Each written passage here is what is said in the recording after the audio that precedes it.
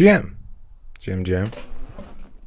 Today's lesson is about mental sharpness and how it relates to trading. So, a couple things that you should be aware of as a trader. First thing is never trade if you are sick.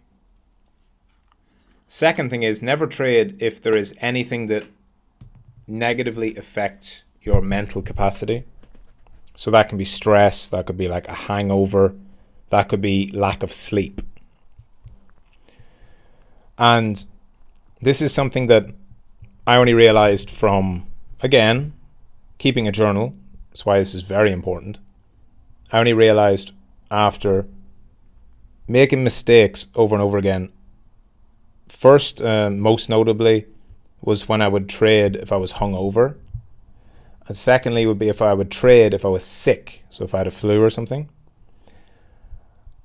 At the start, like for the first few times, I didn't really think much of it because I just thought, I'm either having winning trades or I'm not having winning trades.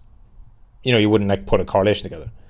If I happened to be hungover or sick and I lost money that day, I wouldn't right away think, I shouldn't have traded today, right? I just think, it was a losing day. But when I look back at my notes and when I was keeping a close eye on it, because when I first started trading, I didn't do this. I didn't keep any journal. I didn't keep any track of anything. So I didn't realize. And when I first started trading, I would have had days where I broke my rules. And those days are disproportionately higher if I was also sick or hungover or tired or something else that would affect my mental capacity. And the reason for that is quite clear. It's quite obvious when you think about it. But it was only after I had kept a close eye, kept a journal for a long time to realize, it's not just about the days I win money or lose money. The days I'm most likely to break my rules are also on these bad days. And I could see that because of my journal, because of reviewing my trades. The days where I would rank myself a fucking 4 out of 10 for my performance because I broke rules, I didn't follow the plan, I missized trades. They would be generally days where I was not operating fully mentally. So it's something you need to be aware of. For me, it's very simple. When I'm sick, if I'm actually sick, I'm sick very rarely. But if I'm actually sick, I don't trade. Because I know that when I'm sick, put it this way. When you're sick, you got a flu, and it feels like everything's a struggle, and you're just tired, and your eyes are sore, and you have a sore throat. How could you possibly have the same mental capacity to trade as a day where you wake up and you've got energy, and you crush the gym, and you eat well, and you're feeling good? How could you possibly be? You are not the same person. Think of the worst flu you've ever had. Think of when you're really, really, really sick, right? You are not the same person. You wouldn't run a marathon. Well, maybe that's extreme. You probably wouldn't run a marathon anyway. You wouldn't run a 5K if you were in bed with a fever, right? But a week before, when you were healthy and fine, you run a 5K no problem. You wouldn't go you wouldn't go sparring if you're in bed with the flu. But a week before that, you could spar no problem because you weren't sick. Just because trading is not a physical skill where you're like doing reps and working out and sprinting, it's just as taxing mentally. Try to do any cognitively challenging task when you're under the weather. You will not be as good at it. So the sickness is always the best example because when you're sick, you know you're sick. What you need to get better at recognizing is when are you tired, right? The obvious time is, I only slept 4 hours last night and I normally sleep 8. Okay, yeah. If you did that, you should have the understanding, and you should know yourself. You should know your body well enough to know, okay, I was underslept. I'm probably not at my best. I shouldn't trade today because I know I only slept 4 hours because of whatever reasons. I was sick, tired, whatever. Was traveling late, didn't get much sleep, whatever it is, right? The reason doesn't matter.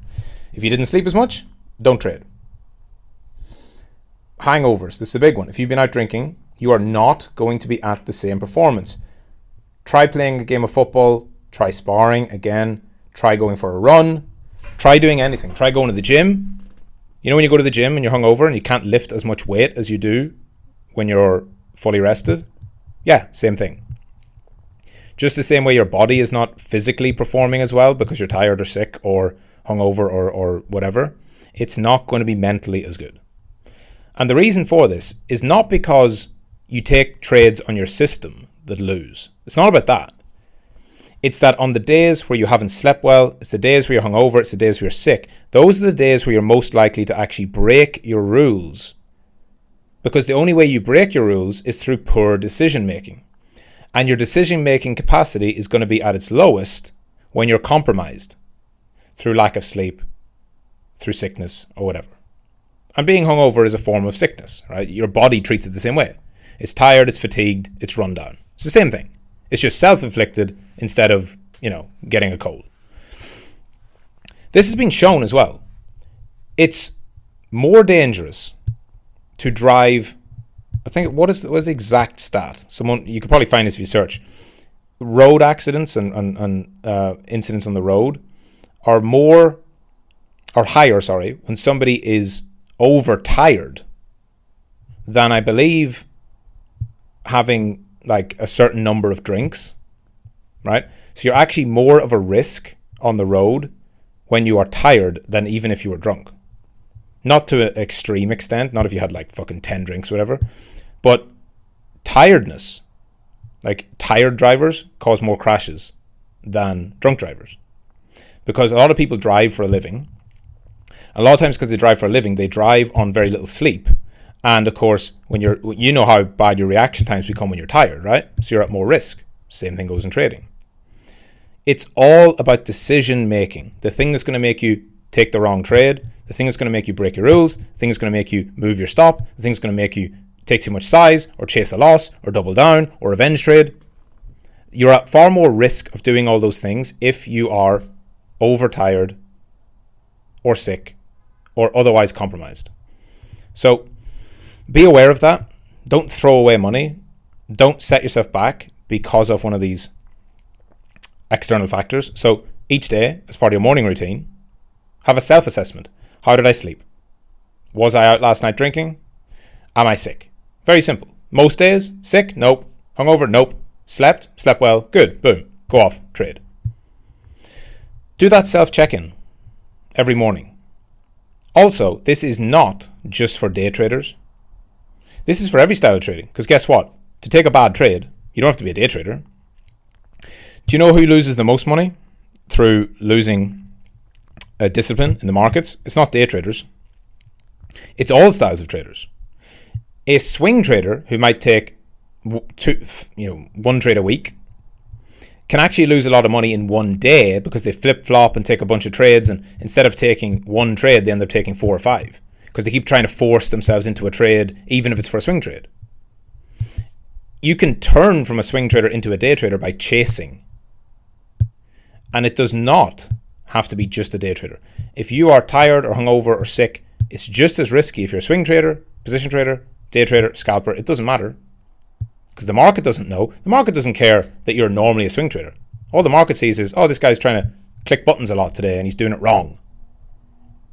So have that check-in with yourself. Knowing yourself, understanding your body is a key part of being a trader.